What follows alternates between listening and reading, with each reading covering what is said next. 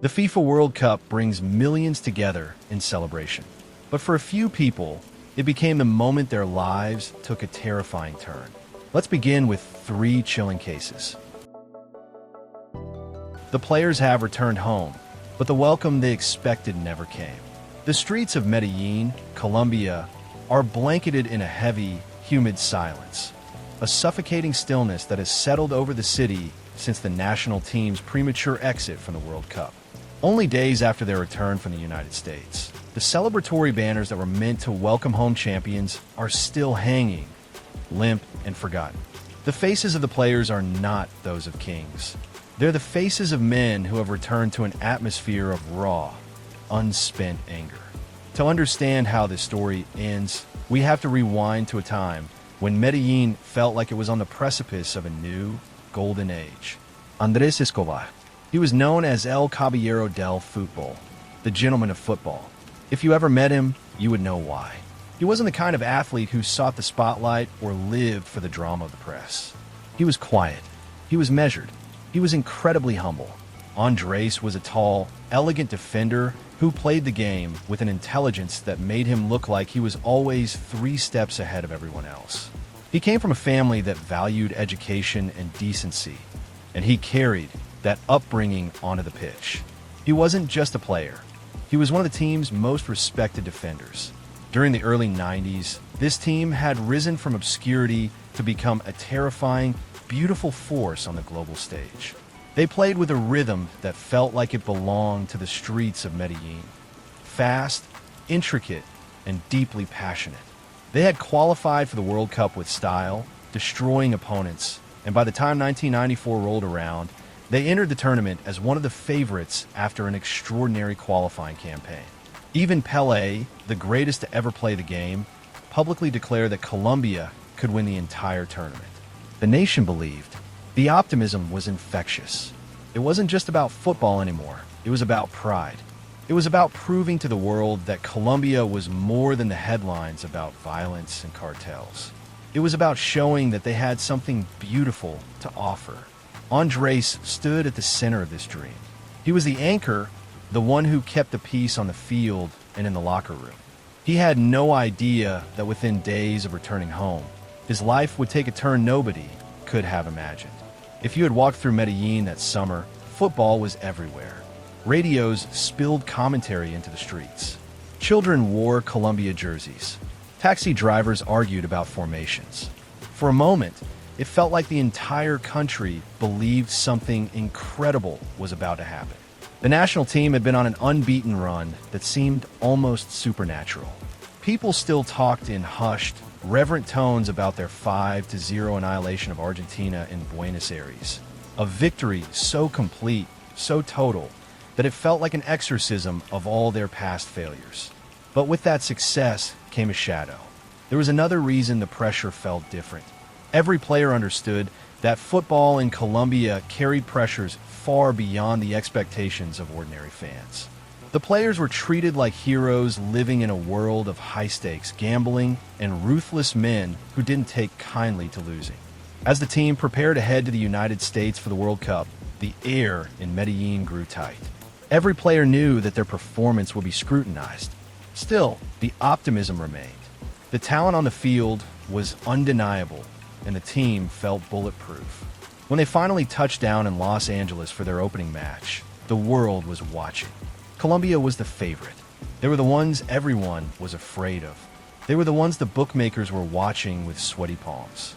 But when the whistle blew for those first matches, the beautiful, flowing rhythm that had defined their rise suddenly vanished.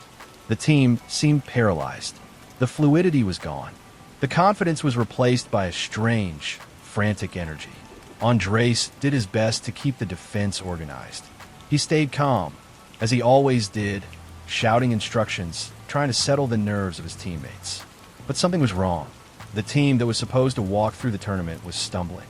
The opening match arrived, and the world waited to see if the Colombian miracle was real. It was the moment they had all trained for. But as the match progressed, it became clear that the dream was beginning to fray, and the team stood on the edge of a reality they were not prepared to face. The tournament began in disaster. Colombia's opening match was against Romania, a game where the team looked completely unlike the squad that had dominated South America. They were slow, tentative, and eventually fell 3-1. It was a massive blow to the team's confidence, leaving them desperate to recover in their next match. Next, they faced the United States. They needed a win to stay alive in the tournament. But in football, games aren't decided on paper. They are decided in seconds. The first half was frustrating. Colombia looked tired, disconnected. Then, in the 35th minute, a cross came in from the American left flank. It was a routine play. A ball hit with pace, aimed toward the center. Andrés, doing exactly what a defender is taught to do, slid in to intercept the pass. He stretched his leg out to deflect the ball away from an oncoming American striker. It was a split-second decision, a gamble. He made contact with the ball, but the angle was slightly off. The ball took a wicked deflection. It skimmed off his boot and rolled in agonizingly slow motion, past his own goalkeeper and into the net. An own goal. It wasn't a blunder. It wasn't a moment of incompetence. It was just a freak, unlucky deflection. But on the biggest stage in the world, luck doesn't matter. The scoreboard changed. 1-0 to the United States. Andrés stood up, his face showing a flicker of disbelief. He tapped his chest, apologizing to his teammates. In the locker room at halftime, he was quiet. He knew the weight of that goal. He knew the cameras were focused on him. He knew the world was watching. Colombia never recovered. They lost the match 2-1. Though they rallied in their final game to beat Switzerland, it was too little, too late. The dream of the 1994 World Cup was dead. The golden generation was coming home in disgrace. When Andrés returned to the public eye, he didn't hide. He didn't avoid the media. He sat down and wrote an article for the Colombian newspaper El Tiempo. He didn't try to make excuses for the loss, but he refused to let the defeat define the nation. He urged his countrymen to maintain their composure and respect for one another, emphasizing that the team had played with heart and that life, despite the disappointment, had to go on. It was a plea for dignity and unity in the face of national frustration. He was the gentleman to the end. In a heartbreaking coincidence, the article appeared in print on the very day he was killed. The defeat in Los Angeles was more than just a failure on the pitch. It was the prologue to a much darker story. Several teammates chose to remain outside Colombia for a while after the tournament, hoping the anger would cool. Andrés made a different decision. Medellin was his home. He believed there was no reason to hide. The reception in Colombia was not the hero's welcome they had once envisioned. It was cold. It was angry. The country was in shock, and the shock had curdled into a desperate search for someone to blame. The media coverage was relentless. Analysts who had praised them as gods just weeks earlier now tore them apart. The fans, so used to the soaring highs of the unbeaten run, turned on the team with a ferocity that was deeply unsettling. The team had failed the nation, and in a country where football was the only thing that felt stable, that failure felt like a personal betrayal. Andrés, however, remained the calmest man in the room. He was disappointed, yes. He was heartbroken that the dream had died. Friends later said he was looking forward to getting married and continuing his career in Europe. The World Cup disappointment was supposed to be just another chapter, not the end of his story. But he didn't feel like a criminal. He went about his life in Medellin. He continued to train, he spent time with his family, and he kept his head held high. But his friends were terrified. They saw the way the wind was blowing. They heard the whispers. They knew that in the world of Colombian football, the line between sports fan and dangerous criminal was often blurred. Some friends reportedly advised him to stay home for a while. Don't go out, they suggested. Wait until things cool down. Andrés just smiled. He believed that the passion of football was contained within the stadium. He believed that he had done nothing wrong, and that life in the city, his city, would continue as it always had. He was a man of integrity, and he didn't believe he had anything to fear from his own people. Against the advice of almost everyone he knew, he decided he wasn't going to live in fear. He had a life to live. One evening, shortly after returning to Medellin, he agreed to go out to a nightclub with his friends. It was a chance to blow off steam, to laugh, to try and forget the nightmare of the last few days. As he got into the car to head to El Poblado, he was in good spirits. He believed he could simply walk out of the night and back into his life, unaware that the darkness he sought to escape was already closing in. By the time Andrés stepped out of El Indio, it was after 3 in the morning. The parking lot was quiet, the music from inside barely audible. For a moment, it looked like the night was finally over. He had enjoyed a few drinks, chatted with people, and felt a rare moment of normalcy. But as the night wore on, the atmosphere shifted. People started recognizing him. And they didn't just recognize him, they wanted to talk to him about the own goal. A group of men began to heckle him. They were aggressive and mean-spirited, bringing up the own goal over and over again. Andrés didn't just silently endure the abuse. Witnesses reported that arguments flared up between both groups, with Andrés speaking up after being repeatedly insulted. The confrontation escalated rapidly. Witnesses said Andrés tried to calm the argument and end the confrontation. But for the men he was talking to, it wasn't enough. According to witnesses, one of the men pulled a gun. Andrés didn't run. Witnesses said he didn't try to flee before the shots were fired. 6 shots rang out in the quiet parking lot. With chilling cruelty, witnesses reported that the shooter shouted "Goal" after each time he pulled the trigger. It was over in seconds. The group jumped into a truck and sped away into the darkness. Andrés fell to the ground. His friends rushed to his side, screaming for help, trying to stop the bleeding. He was rushed to the hospital, but it was useless. In the early hours of July 3rd, 1994, the gentleman of football was pronounced dead. Medellin woke up that morning to the news. The silence that had greeted the team's arrival was replaced by a collective, horrified scream. Detectives didn't have to search very far. The parking lot had been crowded, and within days investigators were piecing together what happened. Investigators quickly identified a suspect who was arrested, put on trial, and swiftly convicted of a murder. Originally, the judge handed down a sentence of 43 years in prison. But in a move that would eventually shock and infuriate the public, the shooter was released after serving only about 11 years. Benefiting from controversial sentence reductions under Colombian law, the swift conviction closed the case legally, but it didn't bring closure to the people of Colombia. It only opened up a deeper, darker well of questions. For the courts, the case was over. For many Colombians, it never truly was. Even today, many Colombians believe the full story has never been uncovered. Was it truly just a personal argument that got out of hand in a parking lot? Or was there a motive lurking in the shadows? Something far more calculated than a night of drunken rage. The police investigations officially pointed toward a spontaneous confrontation, yet the feeling in Medellin remained.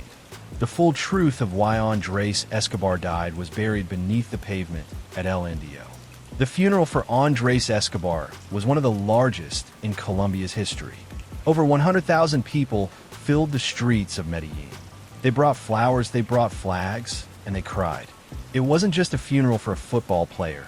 It was a funeral for the country's innocence. But the question remained, why would anyone kill a beloved national hero over a deflection in a game that was already lost? Years later, investigators, journalists, and many Colombians continued asking the same question. Was this really just a parking lot argument? Or had something much larger been hiding behind it? Muñoz Castro worked for the Gallon family, whose members had reportedly suffered heavy gambling losses during the tournament. That connection fueled decades of speculation that Andrés' death may have been about far more than a single argument. But despite those suspicions, no court ever established that the murder had been ordered by organized crime. Andrés Escobar remains a legend, not because of what he did on the field, but because even in the face of his own humiliation and the threats of dangerous men, he chose to be the gentleman. He chose to face the world with his head held high. His death became a symbol of how deeply football, violence, and organized crime had become intertwined in Colombia during that era. And that is why every time the Colombian team takes the field and every time the people of Medellin look at his statue outside the stadium, they remember the gentleman. Today we're looking at a story that is not just a mystery, but a puzzle that nearly 2 decades later still refuses to be solved.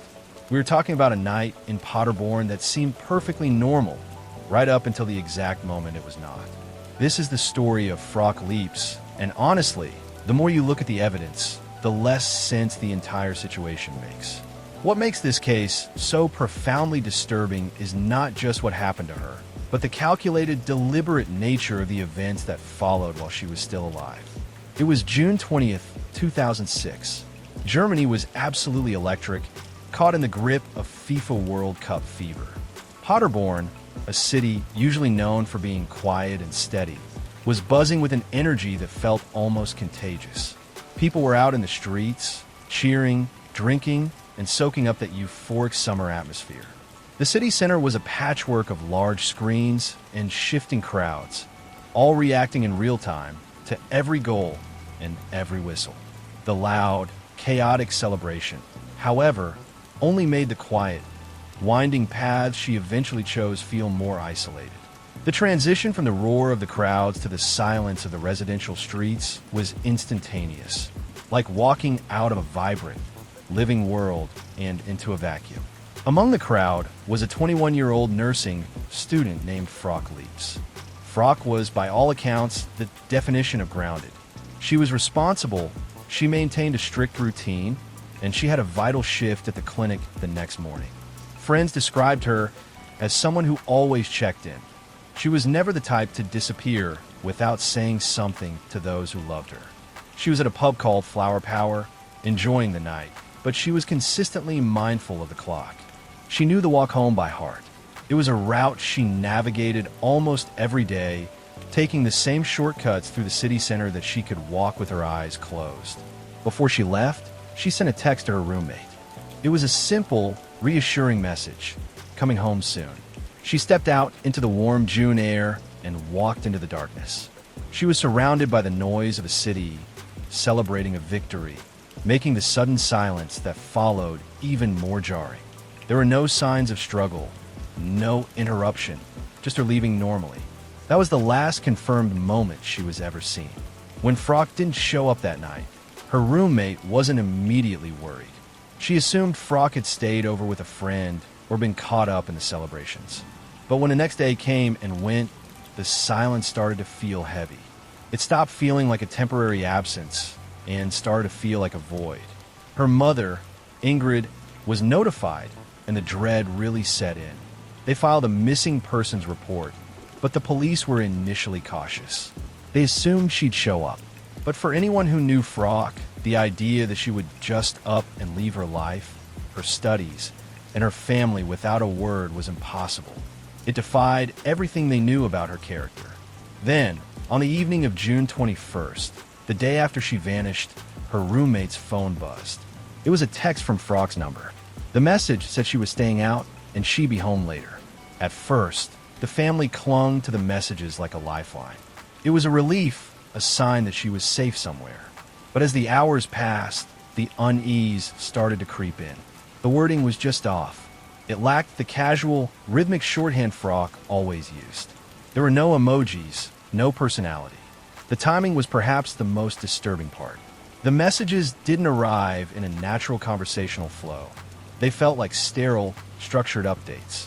It felt less like a conversation and more like someone buying time, carefully managing a narrative to keep the people looking for her at bay.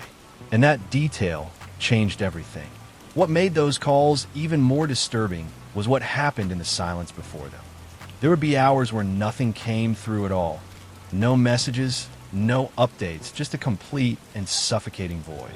And in that silence, the family began to do something they would later describe as unbearable. They started listening for patterns in ordinary, inanimate sounds. A passing car outside, a neighbor's door closing. Even the static, imperceptible hum of household electronics began to feel like a warning signal that something was about to happen again. The air in the house grew stagnant, thick with the physical manifestation of their anxiety. They stopped turning on the radio or the television, fearing they might miss the faint, high-pitched chime of an incoming signal, effectively turning the residence into a tomb of focused, painful silence. And then the phone would ring. It was never early. It was never random. It always came at a time when the house had finally settled into the deep, deceptive quiet of the night. That timing alone began to shape a rigid routine of fear. They stopped reacting like people waiting for a normal phone call. They stopped rushing to answer immediately. Instead, there was a sickening, instinctual hesitation. It became a shared ritual, a moment where everyone in the room would look at each other, silently confirming what they already knew before anyone dared to pick up. They were inviting the unknown into the room, and they knew it. Each call followed the same terrifying structure. Short, controlled, no deviation. And that repetition created something investigators later found deeply significant. It suggested the caller was not improvising. They were executing a design. Everything was being managed with cold precision. Every second of communication felt accounted for, as if even the silence between the words had been planned in advance. A calculated exercise in keeping the family suspended in that terrible, waiting state. Inside the investigation unit, the repetition of the phone calls became an all-consuming obsession. The room, once a standard workspace, transformed into a labyrinth of paper. Every square inch of wall space was surrendered to tactical maps, color-coded timelines, and massive, sprawling charts that tracked the call logs to the second. They weren't just collecting evidence anymore. They were trying to understand the logic behind someone who seemed determined to stay invisible. And the longer they stare at those call logs, the more it stopped feeling like data. It started feeling like someone was deliberately staying one step ahead of them. Detectives were working against a technical wall that felt insurmountable. In 2006, the ability to pinpoint a mobile signal in motion was rudimentary compared to modern capabilities. Every call was a handshake between the phone and a cell tower, a fleeting exchange that left a footprint for only a matter of seconds. Officers sat for hours in silence, staring at printouts of tower pings, trying to triangulate a location that never stayed in one place long enough to act on. They were fighting a shadow. Each time they raced to the sector indicated by a signal, they found nothing but empty, indifferent streets. Officers later described those moments as the worst part. Not the chase, not the workload, just standing in places the signal had pointed to, knowing they were always too late or never meant to be there at all. Every desk disappeared beneath stacks of case files, witness statements, and tips arriving faster than they could be processed, as the days blurred into a single, exhausting stream of activity. The morale of the unit became inextricably tied to the phone lines. They weren't just processing evidence. They were living through a collective, agonizing suspension of reality. They treated every piece of information like a precious artifact, carefully logging, cross-referencing, and debating its significance until the early hours of the morning, all while the city outside continued its normal life. Largely unaware of the desperate, high-stakes battle being waged within those walls. It became a battle of attrition. The procedural grind was relentless. The endless, looping coordination with network providers, the cross-referencing of every tower in the region, and the soul-crushing disappointment of no result on a trace. For the investigators, the math of the crime was simple, but the reality was opaque. Most missing persons cases rely on a cooling-off period or a mistake, a lapse in judgment that exposes the perpetrator. In this case, neither happened. In most cases, someone slips. A mistake is made. A pattern breaks. But here, nothing broke. That's what unsettled them the most. As the days passed, a subtle, cold shift occurred in the tone of the operation. At the beginning, the atmosphere was defined by high-octane urgency, the kind where adrenaline keeps the coffee hot and the team on their feet. But that adrenaline eventually burned out, replaced by a grueling, mechanical strategy. They stopped looking for a quick breakthrough and started building a machine of observation. It turned into a game of endurance, an uncomfortable, silent realization that they were reacting to a system they could not see clearly enough to interrupt. They were professionals trained to dismantle criminals, yet they found themselves completely outmaneuvered by a level of control they hadn't encountered before. For many investigators, it began to feel as though they were responding to a situation already being controlled by someone who understood their every move. The investigators began to wonder whether the signals they were tracking were genuine or whether they were being fed a carefully constructed narrative, a digital breadcrumb trail designed to keep them reacting instead of finding her. The uncertainty itself became part of the challenge. They were no longer just searching for a missing woman. They were trying to understand a system that refused to reveal itself. And as the days went on, that realization settled in quietly. They weren't just searching for Frauke anymore. They were trying to understand the rules of something that refused to show itself. When the phone calls finally stopped, there was no immediate relief. It did not feel like the end of an ordeal. It felt like an amputation, a violent, sudden severing of the only thread that kept them tethered to hope. It felt as if they had been holding their breath for a week, only to have the air suddenly vacuumed out of the room. The absence of contact created a different, more lethal kind of pressure. During the days of the calls, the silence had been punctuated by the possibility of contact. It was a waiting room. But now, that waiting room had been boarded up. There was nothing left to interpret. No signal to chase. No voice to analyze for hidden clues. Just a deafening, absolute silence that offered no direction, no reassurance, and, most terrifyingly, no proof that Frauke was still drawing breath. For the family, that silence became heavier, more physical than the calls themselves. During the calls, there was at least the belief, however fragile, that she was still reachable, that if they just played the game perfectly, if they followed the rules of the kidnapper, she would return. But after June 27th, even that illusion began to wither. The house, which had been a staging ground for their frantic, unified search, curdled into a tomb of stalled motion. They stopped answering the front door. They stopped turning on the lights in the evenings. The house no longer waited for answers. It waited for the worst. And when nothing came, the mind began to cannibalize itself, filling the gaps with the worst possible nightmares. Every small sound became a taunt. The settling of the floorboards, the hum of the refrigerator, the distant rumble of a car passing by. Every unknown number on the caller ID became a moment of paralyzing physical tension, a spike of adrenaline so sharp it made them nauseous before they even dared to check the screen. They lived in a perpetual, agonizing state of startle reflex. The absence of communication had not ended the uncertainty. It had simply changed its shape. The puzzle was no longer a mystery to be solved.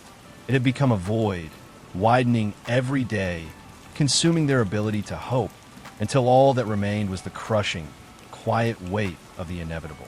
It was a crisp, biting October morning when a hunter, scouting the dense, tangled undergrowth near Lichtenau, stepped off the main track. As he waded through the chest-high ferns, his eyes caught something that didn't belong, a muted, synthetic color clashing against the browns and grays of the decaying brush. As he stepped closer, the shape resolved into something far more deliberate, tucked awkwardly beneath a mound of deadfall. A sudden unease set in as he realized what he might be looking at. Back in Paderborn, the wait ticked toward its grim conclusion. On October 4th, 2006, the reality they had all been dreading was confirmed. The remains were those of Frauke Liebs. But it was the location that hit the investigators like a physical blow. This was Lichtenau, a sprawling, rural expanse that had been part of the primary, high-priority search grid during that sweltering summer. Hundreds of volunteers had spent weeks scouring this exact area. They had walked in tight, disciplined lines, their boots crushing the very ferns that were now concealing her. It was a site that had almost certainly been walked near, perhaps even walked over. A sickening realization tore through the community. How could a massive, coordinated search operation have swept through these woods and failed to find the very person they were looking for? The proximity was a knife in the back of the investigation. A cruel twist that left the family to wonder if she had been there all along, silently waiting in the woods while the world screamed her name just yards away. Years later, the Frauke Liebs case remains one of Germany's most baffling unsolved mysteries. Investigators worked through thousands of leads, but every path eventually circled back to the same mystery: the phone calls. The calls only created more questions. Even with modern analysis, investigators still cannot explain the purpose of the calls. If she was able to speak, why didn't she ask for help? If she was being forced to follow instructions, why allow the calls at all? Over the years, the case has become a staple of German true crime discussions, often cited as a textbook example of a perpetrator using controlled communication to manipulate an investigation. Despite the advances in forensic technology and thousands of leads, no one has ever been charged. How did a young woman disappear after a walk that should have taken only minutes? Where was she kept during those missing days? In that detail, the chilling, calculated silence that followed is perhaps the most haunting part of all. And nearly 20 years later, the mystery isn't defined by what investigators know. It's defined by everything those phone calls never explained. Monteviscani is a quiet town in the Lombardy region of Italy, where life followed a predictable, comfortable path in the summer of 2014. For the Lissi family, that path was centered around a modern, two-story house. Carlo Lissi, 31, and his wife, Maria Cristina Ohms, 38, were raising their two young children, appearing to their neighbors as the definition of a flourishing, standard family. June 14, 2014, was a night charged with national energy.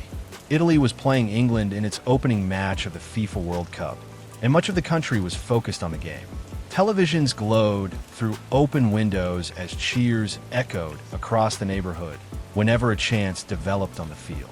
The match had emptied the streets in a way that almost never happened on a warm Saturday evening.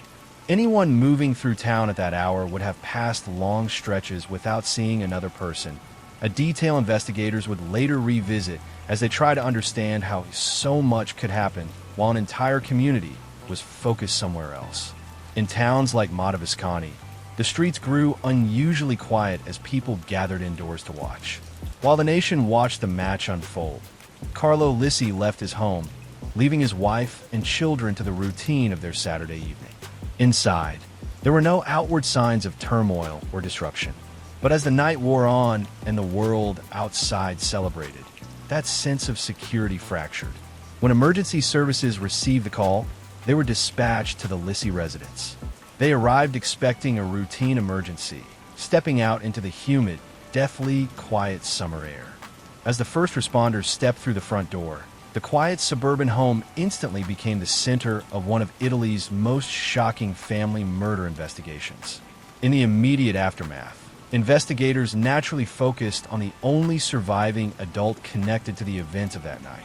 Carlo Lissi stood before the investigators, appearing as a man shattered by the events of the evening. He told investigators he had returned home to discover that something terrible had happened inside the house. The authorities treated him with the caution and sensitivity afforded to a victim of a terrible tragedy. He was a man who had lost everything in a single, inexplicable moment. He recounted his timeline to the police, describing his night out, his return to the residence, and the horror of walking through his own front door. His grief was evident, and his cooperation was total. Investigators began the initial sweep of the residence with a specific hypothesis in mind. They looked for the signs of an intruder. They searched for broken glass, forced locks, or disturbed property that would indicate someone had broken into the home. They operated under the assumption that a predator had entered the property, committed an act of violence, and vanished into the darkness of the night. Carlo sat nearby as the process unfolded. He was the grieving husband and father, a man surrounded by the wreckage of his life. The police watched him carefully, observing his reactions and his statements for any sign of deception. But to their eyes, he was exactly what he appeared to be, a person in the depths of an unimaginable crisis. Detectives began speaking with neighbors before sunrise. They asked whether anyone had noticed unfamiliar vehicles, strange noises, or anyone walking through the area late that night. Most answers were remarkably similar. People had been indoors watching the football match. Many admitted they had barely looked outside for hours. The lack of eyewitnesses wasn't suspicious on its own, but it left investigators with almost nothing beyond the scene inside the house. As the night turned to morning, The investigation began to take shape. They were looking for a killer who had come from the outside, a ghost who had breached the safety of a family home. As the sun rose over Mata Visconti, the forensic team began a more granular analysis of the Lissi home. They moved through every room, measuring, photographing, and collecting. It was a process of turning the home inside out to find the trace evidence left by an intruder. But as the hours turned into days, a sense of quiet confusion settled over the team. The physical evidence was not cooperating with the prevailing theory of a home invasion. When they examined the points of entry, they found no evidence of a breach. The windows were intact, the doors were secured, and the locks were untouched. There was no sign that an outsider had forced their way into the living space. Investigators soon encountered forensic evidence that conflicted with Carlo's account of the evening. The physical evidence inside the home did not support the version of events he had described. As technicians reconstructed the scene, the gap between his statement and the forensic findings continued to grow. The intruder theory, which had been so logical at the start, began to look like an impossibility. That realization forced the investigation to pivot completely. Every assumption made during the first hours of the case had to be re-examined. Detectives stopped asking who had entered the home and started asking who had never actually left it. It was a subtle change in perspective, but it transformed every piece of evidence already collected. Statements that had once sounded ordinary were now reviewed with a very different question in mind. The investigation shifted to a rigorous internal examination. With the intruder theory dismantled, the team prioritized forensic reconstruction and digital footprint tracking, treating the home as a closed loop. They stopped looking for a phantom outsider and began building a case around the person of interest, inviting Carlo Lissi back for another interview, not as a grieving victim, but as a person of interest. The interviews became increasingly methodical. Investigators revisited the same moments repeatedly, asking identical questions in different ways over multiple sessions. They weren't looking for a dramatic confession. They were looking for the smallest inconsistency that couldn't be explained away. The room was quiet. The atmosphere inside the interview space was clinical and deliberate. The investigators had dismantled the initial story, and there was no room left for denial. They presented the evidence clearly, outlining the facts that contradicted the previous statements. They moved past the inconsistencies and toward the core of the investigation. They asked for the truth. The room remained silent for several moments. Months of forensic work, interviews, and reconstruction had all led to this point. Investigators had spent days dismantling every version of the story until only one explanation remained. He admitted to killing his wife and children. But when investigators asked why, the answer wasn't what anyone expected. The investigators turned to his digital footprint, beginning with a deep dive into his personal devices. They discovered evidence of a hidden relationship that Carlo had kept secret from those closest to him. It was not just a sporadic interaction. It was a constant, parallel stream of communication that had been hidden from his wife and family. They began to read the messages. What stood out wasn't simply the existence of the conversations. It was how ordinary they appeared on the surface. Discussions about future plans, everyday routines, and shared ambitions gradually revealed something more unsettling. As investigators arranged the messages chronologically, they saw a man becoming increasingly invested in a future that seemed incompatible with the life he was living at home.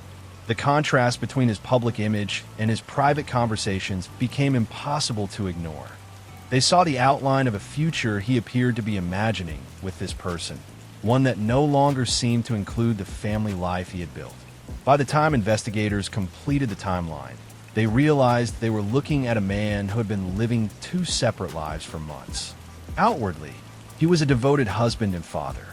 Privately, he had already begun imagining a future that no longer included his family. That hidden relationship belonged to another woman. Carlo had become fixated on her, developing a desire for a new life, and he had come to believe that his wife and children were an obstacle to achieving it. The crime was not an act of spontaneous impulse. It was a planned, calculated effort to clear the path for this new, idealized future.